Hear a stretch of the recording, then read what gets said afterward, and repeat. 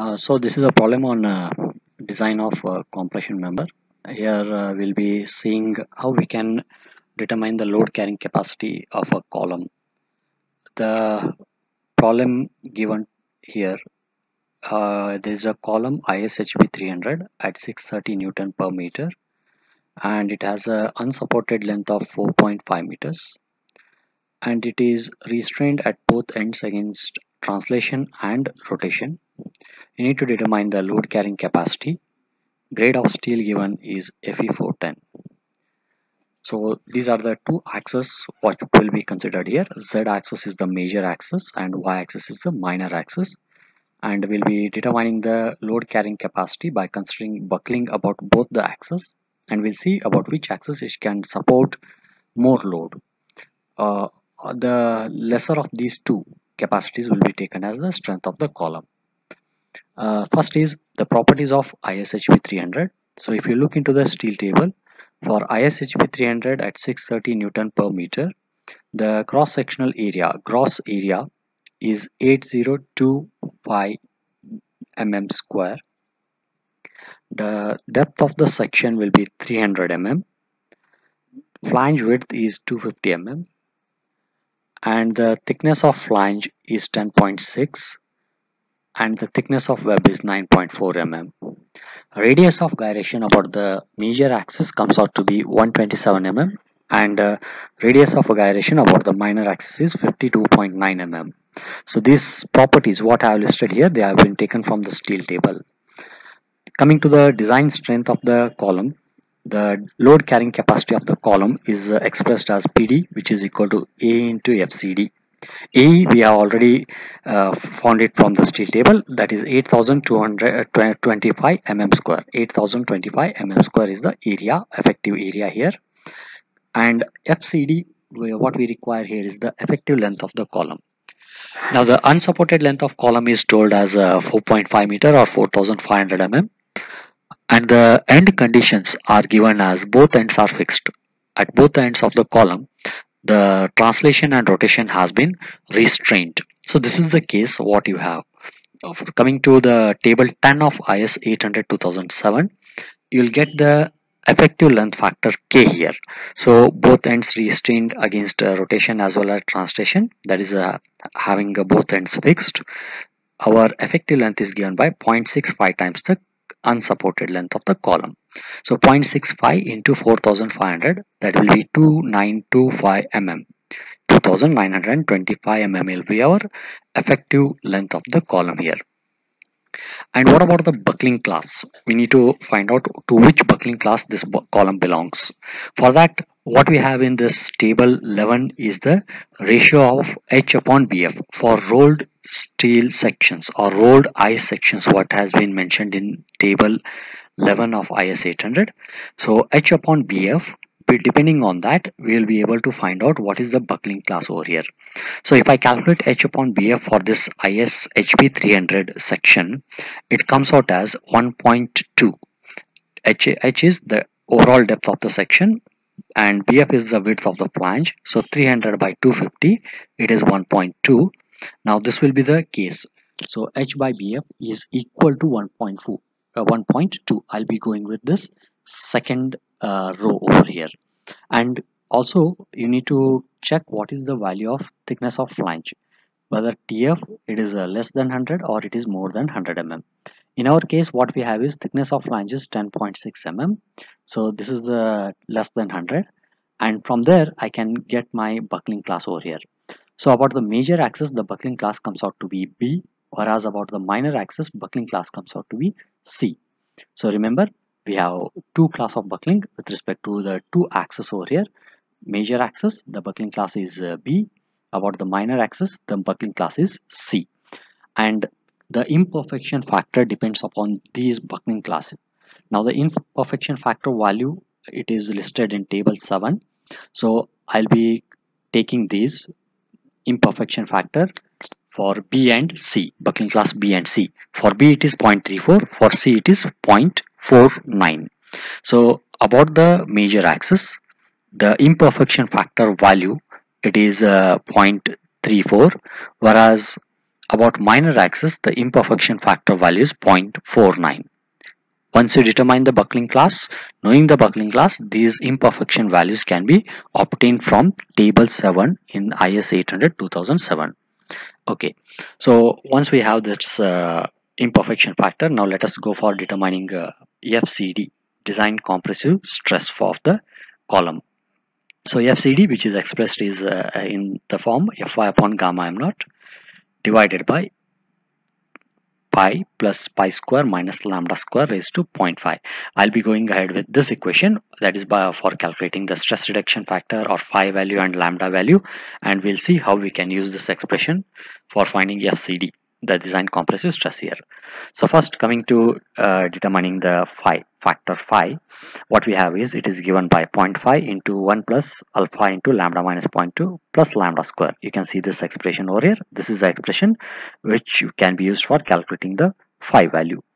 We have determined the imperfection factor about the two axes. Okay, now question is about the non-dimensional effective slenderness ratio lambda.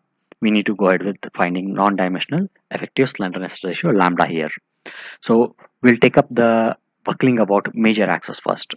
So in this case, the effective length and the slenderness ratio KL by RZ, the ratio KL by RZ will be the slenderness ratio about the major axis.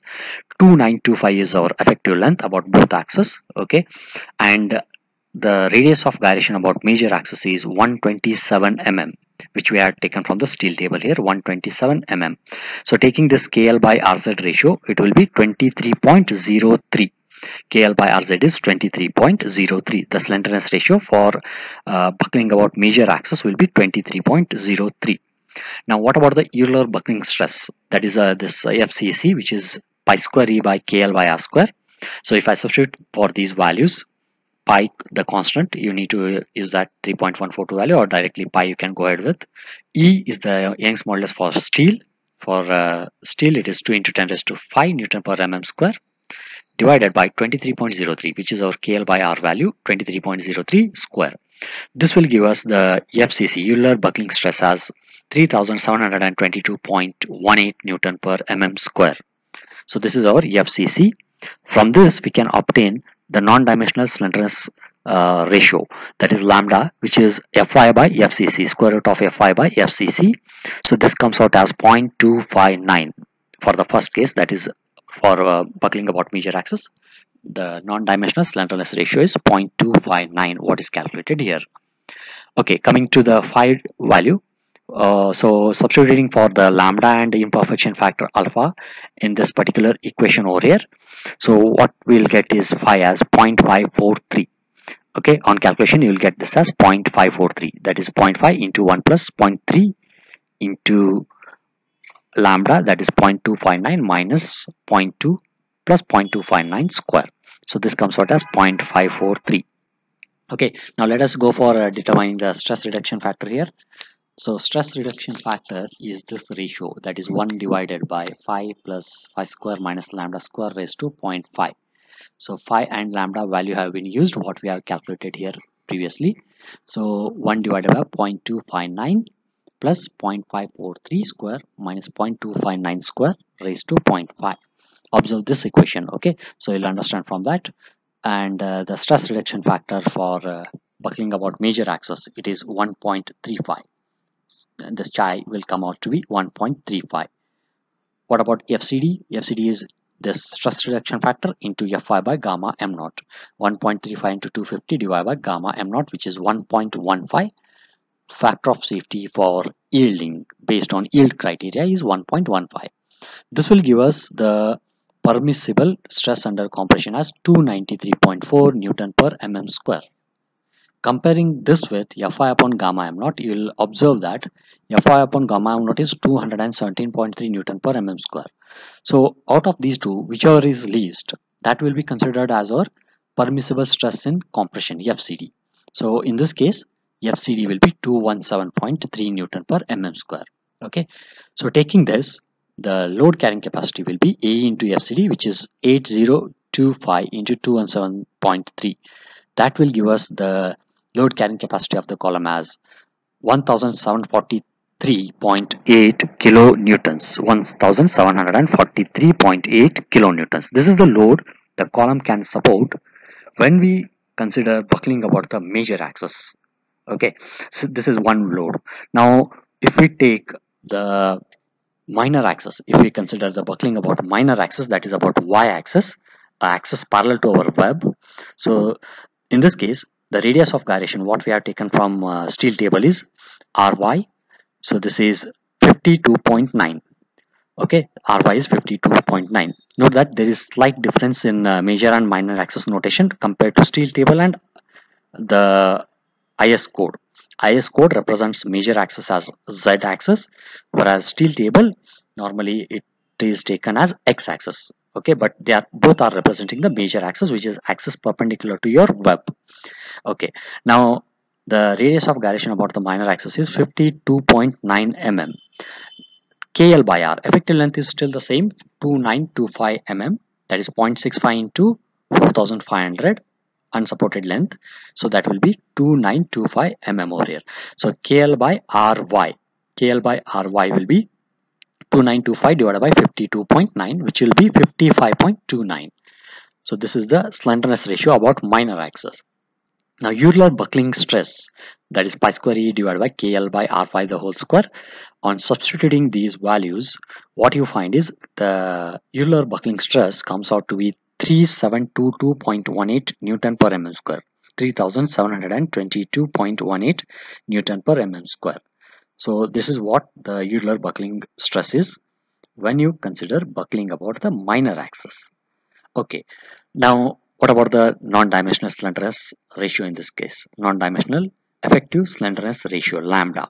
So lambda is again given by root of Fy upon FCC, which is 250 divided by this 3722.18 in this case.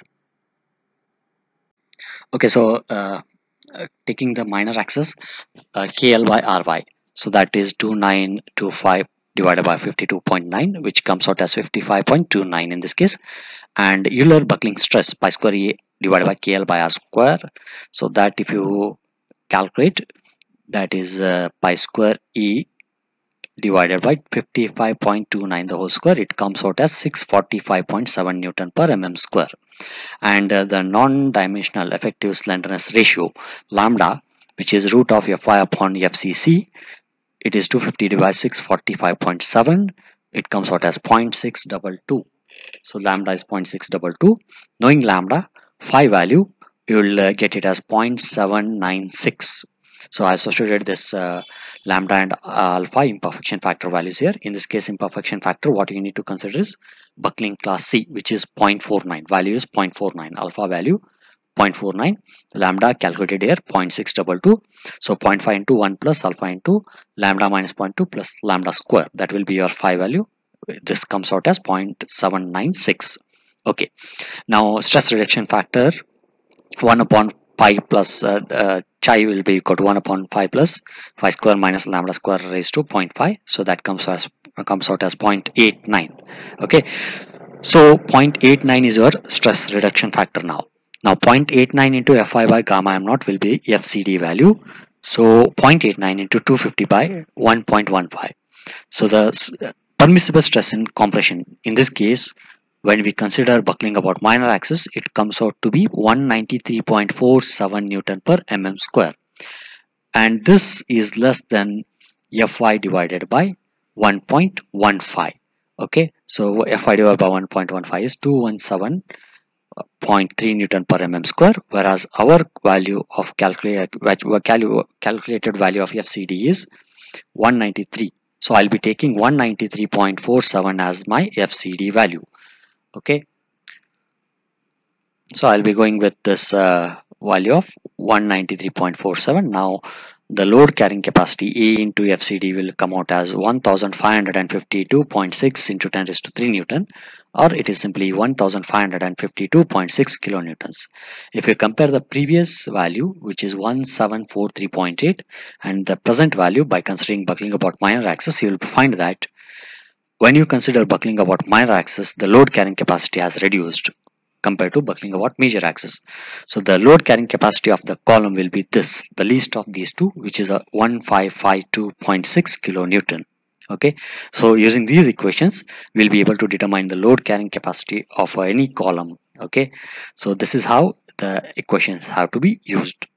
Refer to the IS 800 2007 section 7. Okay.